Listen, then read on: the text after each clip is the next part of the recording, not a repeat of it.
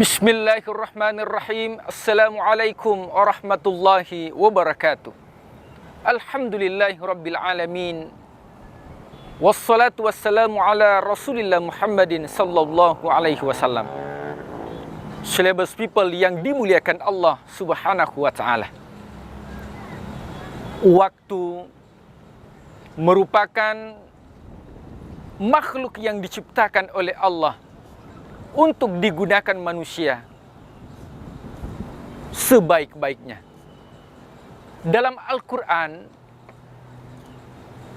Allah menggunakan 4 kata yang berbeda untuk menunjukkan suatu waktu.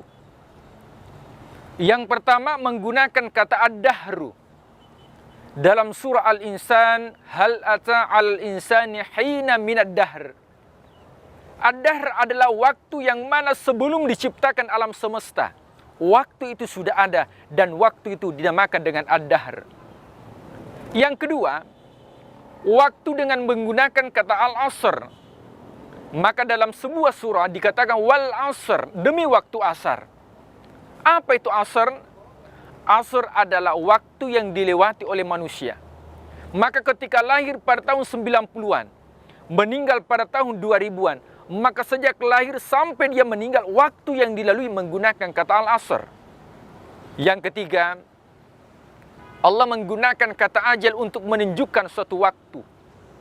Ketika seorang meminum secangkir kopi, kemudian cangkirnya jatuh pecah, maka ketika itu pecah dikatakan ajal, tiba waktunya. Dan yang keempat, Allah menggunakan kata mawaqit. Yas'alunaka 'anil lahillah, engkau ditanya tentang bulan. Qul hiya mawaqit, katakanlah bahwa itu adalah mawaqitul linnas, waktu-waktu untuk manusia. Seorang ulama yang bernama Imam Syafi'i satu ketika pernah mengatakan, seandainya tidak ada lagi surah yang diturunkan kecuali surah ini, maka cukup surah ini menjadi pedoman bagi umat manusia. Surah apa itu?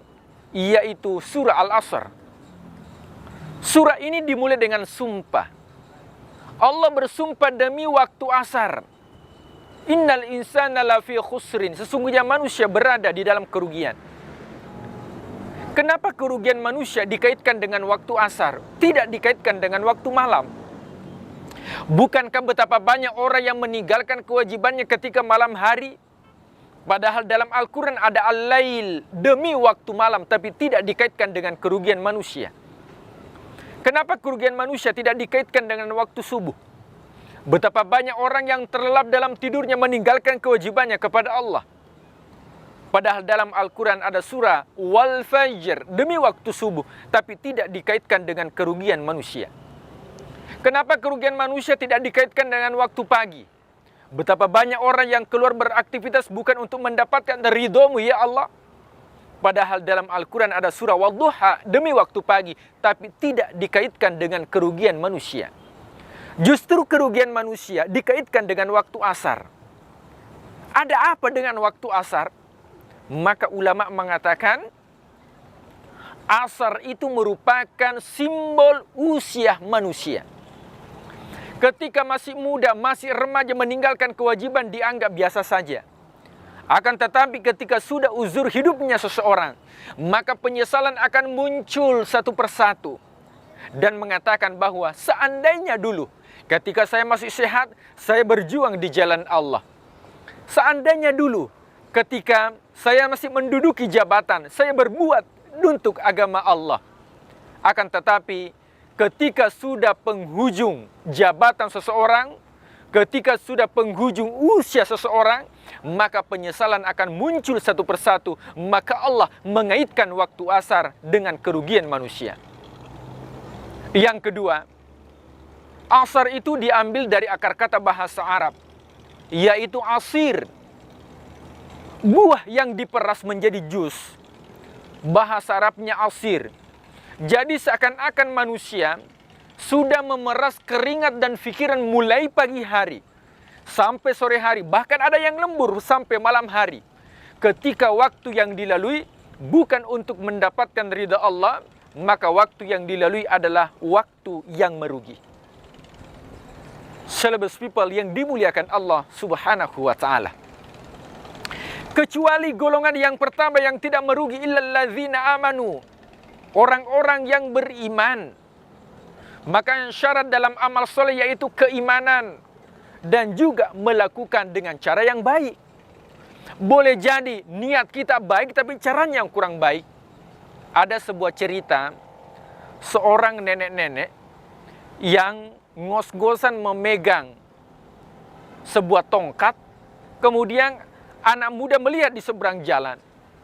Ditarik itu si nenek untuk nyebrang. Ternyata ketika sampai di seberang jalan, si nenek itu langsung memukul pemuda tersebut. Pemuda mengatakan, kenapa saya dipukul? Saya sudah berniat baik untuk menyeberangkan si nenek tersebut. Dia mengatakan, wahai cucuku, wahai anak muda, dari tadi saya menyeberang.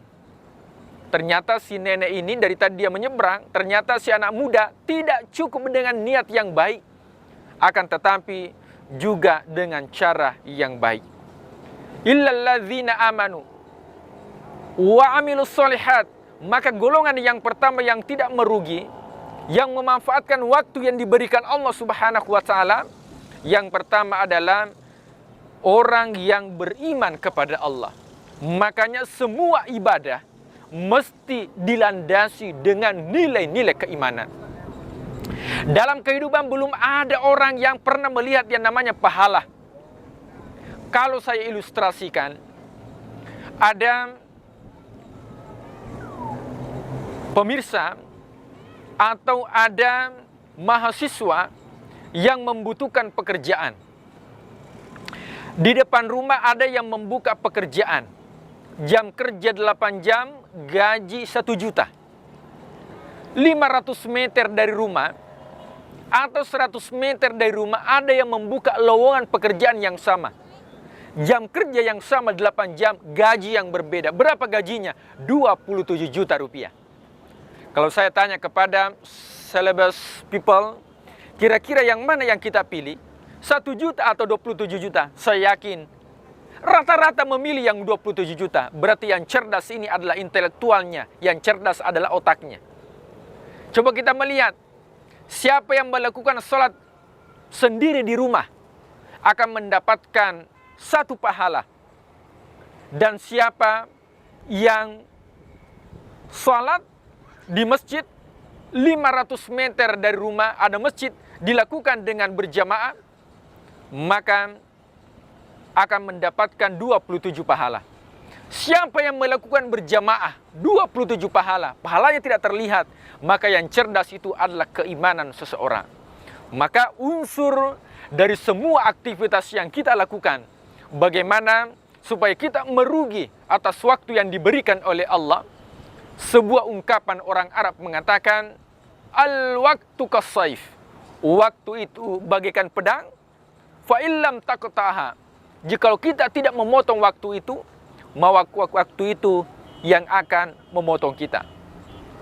Oleh sebab itu, mari kita gunakan waktu ini, maksimalkan ibadah kepada Allah Subhanahu wa ta'ala, sehingga tidak ada waktu yang sia-sia, tapi semua waktu ini akan bernilai ibadah di sisi Allah Subhanahu wa ta'ala.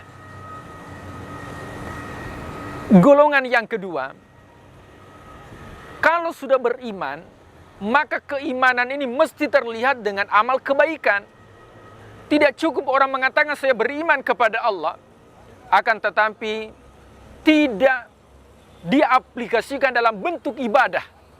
Maka ketika orang melakukan ibadah, illalladzina amanu wa amilus solihat, melakukan amal soleh, melakukan amal kebaikan, maka inilah bentuk pengaplikasian dari nilai-nilai keimanan.